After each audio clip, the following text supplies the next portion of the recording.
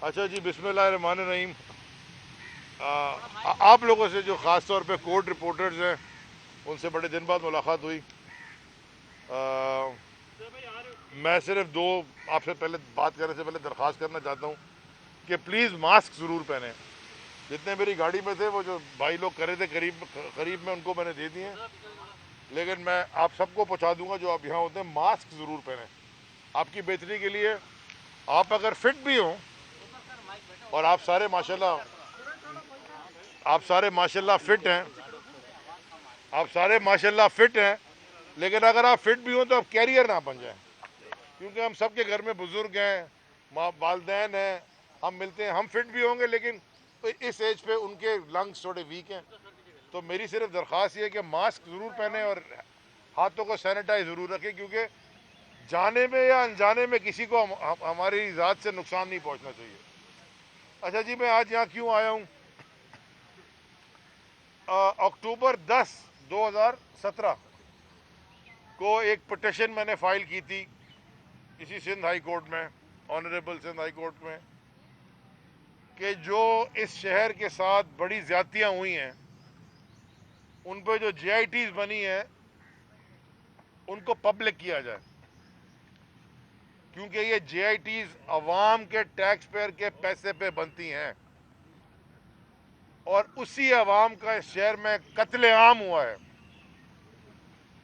और जो लवाहिकीन हैं वो आज तक दर बदर के ठोकरे खा रहे हैं, सिर्फ इंसाफ ढूंढते हुए। अभी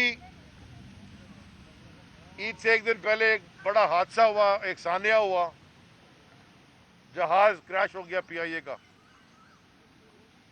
और वो जितने लवाहिकीन हैं वो जायज बात कर रहे हैं। वो कह रहे हैं कि हमें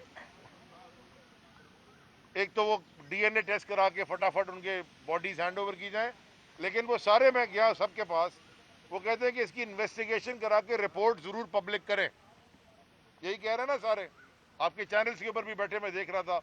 मुझे अफसोस हो रहा था देख के, क्योंकि दिल दुखता है कि कोई बेचारा, किसी की बीवी का इंतकाल हो गया, कोई वालदैन खो बैठा, कोई बच्चे खो बैठा।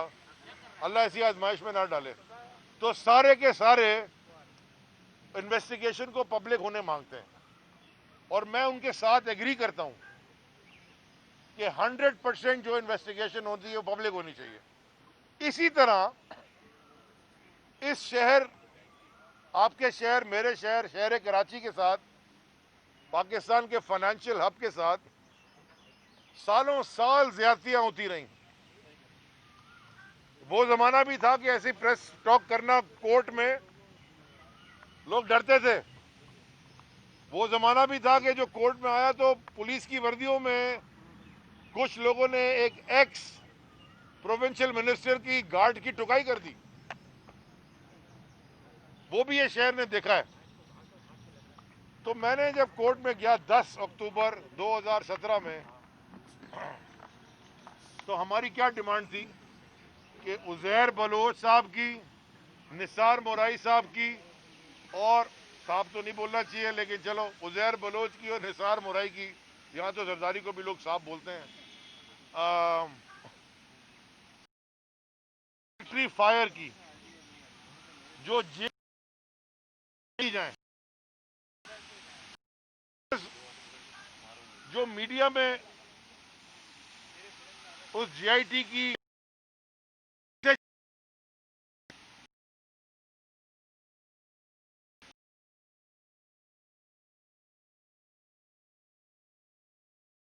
उसमें उसमें ऐसे बहुत सारे लोगों को जो आज भी सियासत कर रहे हैं, आज भी असेंबलियों में बैठे हैं। तो या तो मुझे कह दें कि वो JITs झूठी थी,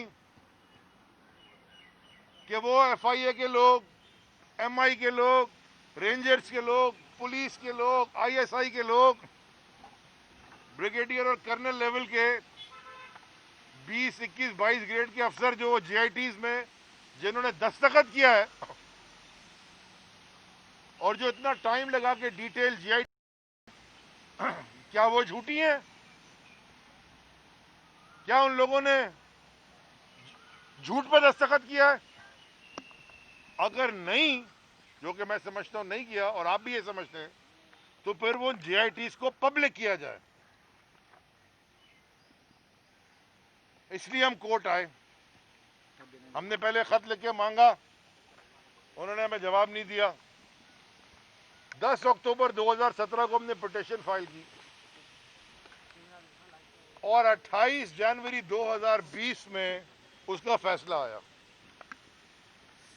और दो बातें मैं आपको इसके बताता। तो सबसे पहले मैं खास तौर पे शुक्र अदा करूंगा उमर सुमरो, बैरिस्टर उमर सुमरो का, जिन्होंने, हाँ, क्योंकि इलेक्ट होने के बाद हम वजारत में भी बिजी हो गए, फिर इससे पहले इलेक्शन में बिजी हो गए, हर हियरिंग में वो अपियर होते रहे और बड़े पैशन से उन्होंने केस लड़ा। वो आज भी दे रही है लेकिन कोर्ट में है। बड़े जज्बे से, पैशन से उन्होंने केस लड़ा और यही बोल के लड़ा कि वो इमोशनली इस बात से एग्री करते हैं कि जो मैं सवाल पूछ रहा हूँ। ठीक है जी। अब वो फैसला, और ये जो जो इतने साल केस, इसमें ये बड़े जरूरी सुनने की बात है कि 3 बेंचेस बदली गई। जजेस ने अपने आप को रिक्यूज भी किया, ऑनरेबल जजेस ने। और सिंध हाई कोर्ट कंटेस्ट करती रही, अपना सॉरी, सिंध हुकूमत, माजरत, सिंध हुकूमत सिंध हाई कोर्ट में कंटेस्ट करती रही कि कोई बहुत बड़ा, पता नहीं, इन जीआईटीज में नेशनल सिक्योरिटी का इशू है। किसी की फैक्ट्री जल जाए और 250-300 मासूम लोग जल के राख हो जाएं, वो भी किसी का भाई था, बेटा था, मियाँ था, किसी का बाप था। वहां खवातीन भी हुई थी, वो भी किसी की माँ, बहन, बेटियां, बीवियां थी। उन लवाहिकीन का भी उतना ही हक है पता करने के लिए कि क्या हुआ था, जितना कि किसी और ऐसे हादसे का हो। लेकिन सिर्फ फर्क यह है कि जीआईटी के मुताबिक जो बल्दिया फैक्ट्री का केस था वो हादसा नहीं था, वो एक दहशतगर्दी थी। और उस दहशतगर्दी में जिन लोगों का नाम है वो पकड़े भी गए हैं। कुछ आप लेके भी आए हैं, पता नहीं कहां कहां, मलेशिया और कहां कहां से पकड़ के। और उनके जो लीडरान थे वो बड़े पॉलिटिक्स भी कर रहे हैं, असेंबलियों में भी बैठे हुए हैं। उजैर बलोच की जीआईटी में जिनका नाम है वो आज भी एक पार्टी के सरबराह बने हुए हैं। कौन बचाता था? और पुलिस वालों जिनका नाम है वो आज भी पुलिस में है। वो डीआईटी में लिखा हुआ पुलिस वाले प्रोटेक्शन देते थे, एक्सटॉर्शन की, भत्ते की, कत्ले आम की, कब्जों की। लो जनाब, उनकी प्रमोशन हो गई सिंध में। मैं नहीं कह रहा ये जो जीआईटी आप लोग दिखाते हैं मीडिया की स्क्रीन पे या जो सोशल मीडिया पे चल रही होती है व्हाट्सएप ग्रुपों पे, ये उनमें लिखा हुआ है। तो ये जरूर पता चलना चाहिए कि ये जो जीआईटी दिखाई जा रही हैं, जो सोशल मीडिया पे चल रही हैं, चलती रही हैं, क्या ये वही सच्ची जीआईटीज हैं या आवाम को बेवकूफ़ बनाया जा रहा है? हो सकता है असली में कुछ और लिखा हो। इसलिए हम कोर्ट में गए। हम बड़े शुक्रगुजार हैं ऑनरेबल सिंध हाई कोर्ट के 2.5 साल की हियरिंग्स, आफ्टर हियरिंग्स के बाद उन्होंने ये 28 जनवरी 2020 में ये फैसला सुना दिया और सिंध हुकूमत को हुक्म दिया कि इमीडिएटली ये जीआईटीज पब्लिक की जाए या पिटिशनर को दी जाए। सिंध हुकूमत का एक और मौकफ था कि जी मेरा इसमें तो कोई जाति नहीं है, माने मेरे शहर के लोग मर के खाक होकर जल जाएं, कत्लो गारत किया जाए उनका, और उन पुलिस वालों का जिन जीआईटी में जिक्र है वो आज भी हमारी पुलिस के अंदर भर्ती हो, तो मेरी जात को फर्क नहीं पड़ता कि मेरे घर वाले शहर में नहीं रहते। वो एक अंग्रेजी में कहते हैं कि जब वो पिछले मोहल्ले के लिए आए तुम खामोश रहे क्योंकि तुम पे असर नहीं पड़ रहा था। फिर तुम्हारे मोहल्ले में आ गए, तुम खामोश रहे, फिर तुम्हें को फर्क नहीं पड़ा था, तुम्हारे घर पे नहीं आए थे। लेकिन जब तुम्हारे घर पे आ गए और तुम्हें डायरेक्टली अटैक कर दिया और फिर तुम शोर मचा रहे हो, लेकिन उस वक्त मोहल्ले वाले खामोश हैं। ऐसे नहीं चलती हुकूमत, ऐसे नहीं चलता मुल्क। जहां जहां गलत हुआ है वहां हमें यकजहती से खड़ा होना पड़ेगा गलत के खिलाफ। तो वो मैं शुक्रगुजार हूं सिंध हाई कोर्ट का कि 28 जनवरी को उन्होंने ये जजमेंट दी कि JITs पब्लिक की जाए। उसके बाद हमने थोड़ा इंतजार किया। इंतजार करने के बाद हमने खत लिखा चीफ सेक्रेटरी साहब को सिंध के। मैंने लिखा खत, मैं पिटिशनर था, कि JITs की कॉपी प्लीज हमें फराम कर दें, कोर्ट का हुक्म है। मुझे खत का कोई जवाब आज तक मौसूल नहीं हुआ। ना उन्होंने केस को चैलेंज किया। हमने ये भी मौका दिया, कितने दिन होते हैं, 60 दिन, अब 60 से ज्यादा हो गए। हमने मौका दिया कि शायद चैलेंज कर दें ये। इन्होंने कोई चैलेंज तो नहीं किया, इन्होंने चैलेंज भी नहीं किया। तो फाइनली आखिर में आज मैंने एप्लीकेशन सबमिट कर दी है सिंध हाई कोर्ट में कि सिंध हुकूमत ने, सिंध सरकार ने कंटेम्प्ट ऑफ कोर्ट की है, क्योंकि कोर्ट का यह हुक्म है कि JIT पब्लिक की जाए और सिंध सरकार JIT नहीं दे रही। और उस वक्त तो मैं काम शहरी था, उसके बाद MNA बन गया, फिर फेडरल मिनिस्टर बन गया। खान साहब ने समझा कि बन सकता हूँ, जब तक वो समझते रह सकता हूँ तो रहेंगे, क्योंकि बॉस तो खान साहब हैं, प्राइम मिनिस्टर तो वो हैं। तो एक फेडरल मिनिस्टर के खत का पर्सनली मैंने साइन करके भेजा, उसका जवाब भी सिंध हुकूमत नहीं देती। ये तो हाई कोर्ट को ही नहीं मान का फैसला नहीं मान रहे, तो हमारी क्या औकात है। तो इसके लिए मैं आज इनके खिलाफ मैंने कंटेम्प्ट ऑफ कोर्ट की दरखास्त सिंध हाई कोर्ट में जाहिर कर दी है। और अब इंशाल्लाह शायद दे दें, आज भी दे दें, JITs दे दें। ऑफिशियल साइन स्टैंप कोर्ट में जमा कराई थी, मैं वकील से मशवरा करके वापस भी ले सकता हूं।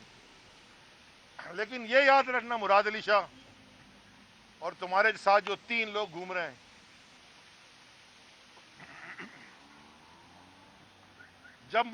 जब मैंने ये पिटीशन दाखिल की थी, उजैर बलोच की JIT मांगी थी और निसार मुराई की JIT मांगी थी, तुम उस वक्त भी सिंध हुकूमत में थे।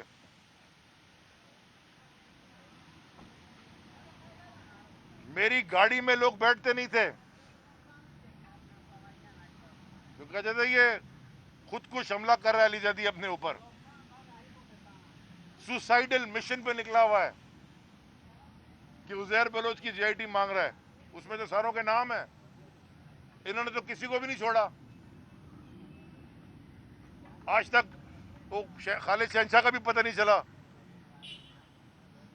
मैं इशारतन बात कर रहा हूँ, अक्लमंद को इशारा काफी, और जो सुनने वाले देखने वाले वो मुझसे ज्यादा माशाल्लाह अक्लमंद है। आज तक पता ही नहीं चला कि कौन किधर गया। बचाने वाले की जात मारने वाले से बड़ी है। ना ये जिंदगी हमें किसी और ने दी है, ना कोई और ले सकता है। अगर ये मुसलमान का ईमान ना हो तो फिर ईमान में शक होता है। अल्लाह की जात पे ईमान रखो, और अगर कोई सच के लिए मारा जाता है उसे शहीद कहते हैं। मेरी जात को कोई फर्क नहीं पड़ रहा कि JIT दे ना दे, लेकिन मेरी जात को फर्क ये पड़ रहा है कि मेरे शहर वाले, उनके साथ जुल्म हुआ, ये कभी आइंदा से ना हो। और जो इसको करने में, ये क्रिमिनल्स को बैक करने में मुलव्विस है, उनको कैफे किरदार पर पहुंचाया जाए, उनका नाम पब्लिक किया जाए, उनको इस मुल्क के सियासत से बाहर किया जाए, लोगों को शक्ल दिखाई जाए कि ये लोग हैं जिनके ऊपर तुम भरोसा रखते रहे हो, ये वो लोग हैं जिन्होंने तुम्हारे साथ ये ज्यादती की है, ये वो लोग हैं जिन्होंने तुम्हारे बच्चों को यतीम किया है, अनजाने में नहीं, जानबूझकर।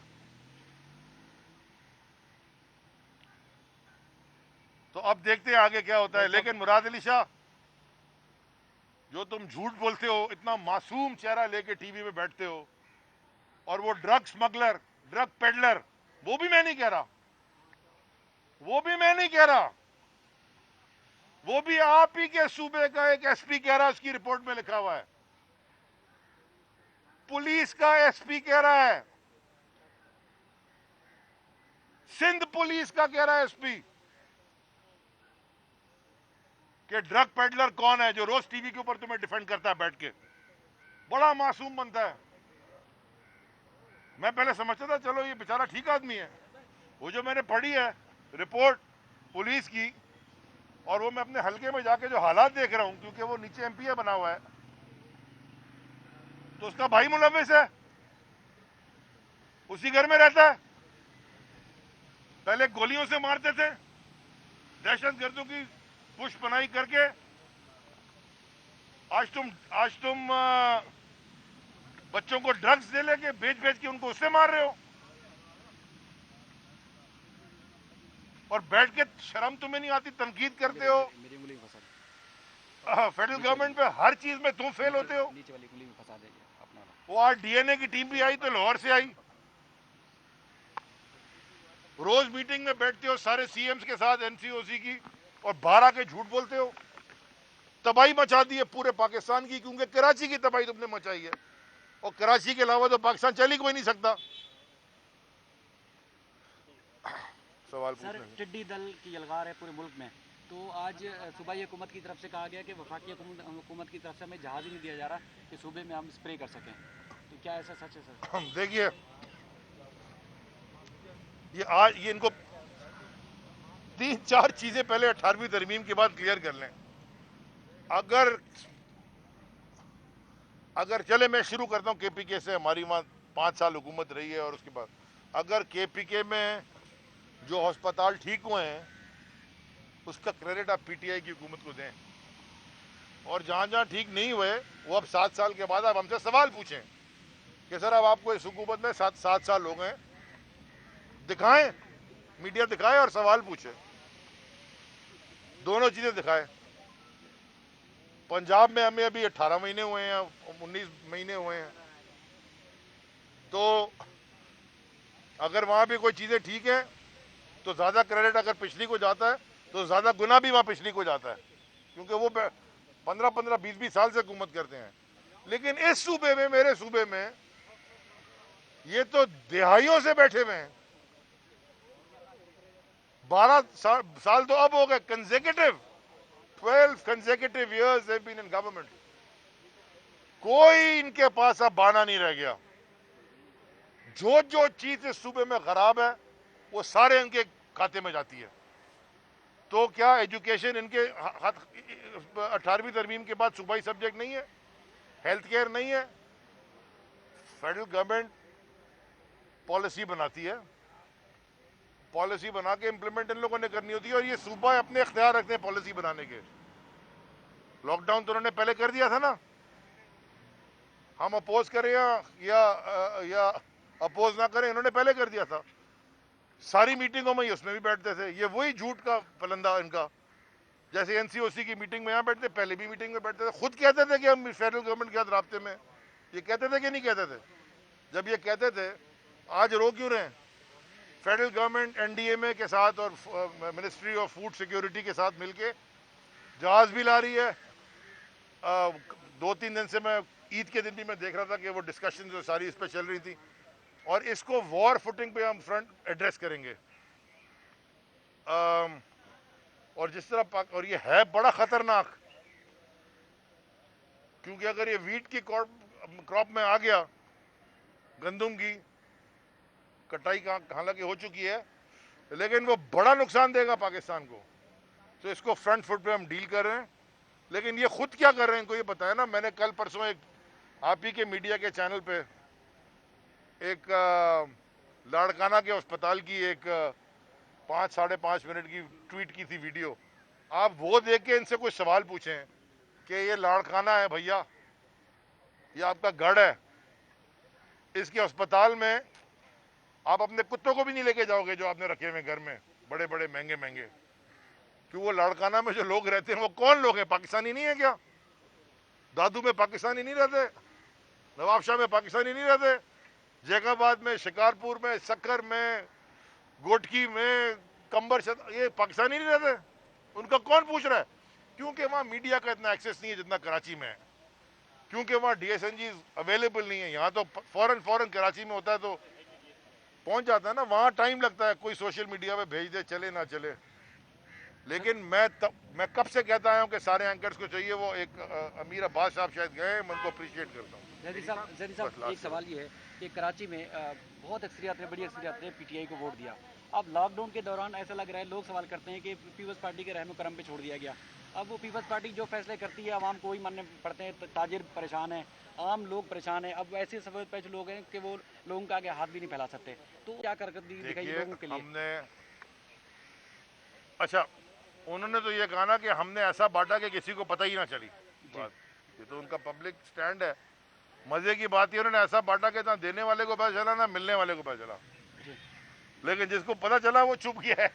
ऐसा बांटा जबरदस्त, वो बेचारा गरीब आदमी कह रहा है सही खाते हैं, बोला दे के तो गया हूँ, बोला क्या दिया है, बोला तुम्हें पता ही नहीं चला हमने तुम्हें ऐसा दिया है, इतना राशन दिया तुम्हें पता ही नहीं चला।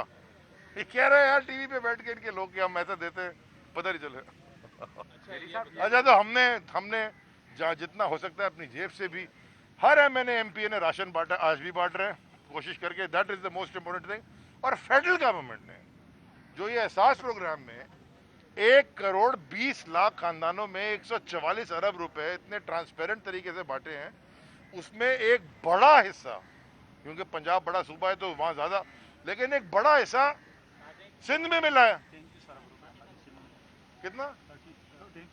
तो शाहनवाज जदूर मुझे कह रहे हैं एमपी 37 बिलियन रुपीस तो सिंध में बटे हैं, सबसे ज्यादा। तो फिर ऐसे फेडरल गवर्नमेंट अपनी पूरी कोशिश कर रही है। पोर्ट्स मेरे अंदर है, मैंने उनको कहा कि जी आप पोर्ट्स के ऊपर से जितने डैमरेज चार्जेस वगैरह उठा दें।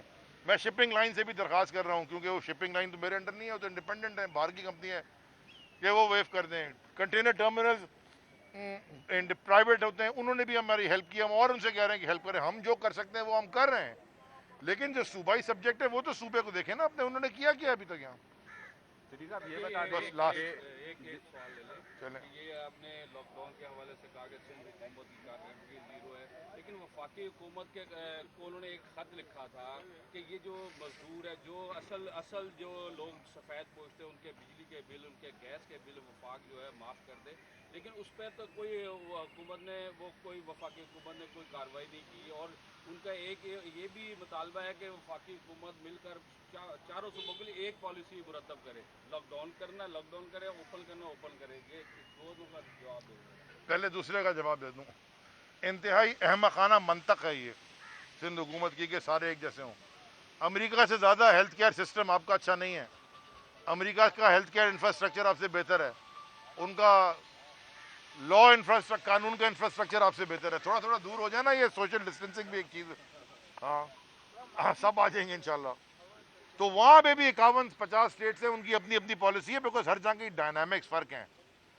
आपने लॉकडाउन ज़बरदस्त किया क्लिफ्टन डिफेंस में, बड़ा अच्छा, लेकिन जब मैं गया ना एहसास सेंटर औरंगी टाउन में, कुरंगी में, शाह फैसल में, कट्टी पहाड़ी पे, वहाँ कोई गलियों में लॉकडाउन नजर की कोई सिमलेंस नहीं थी। कल मैं गया था घारो, मीरपुर साकरो, वहाँ बीच में बाजार आते हैं, वहाँ किसी को मास्क का पता ही नहीं था, ऐसे घूम रहे हैं 5 आदमी एक मोटरसाइकिल पे।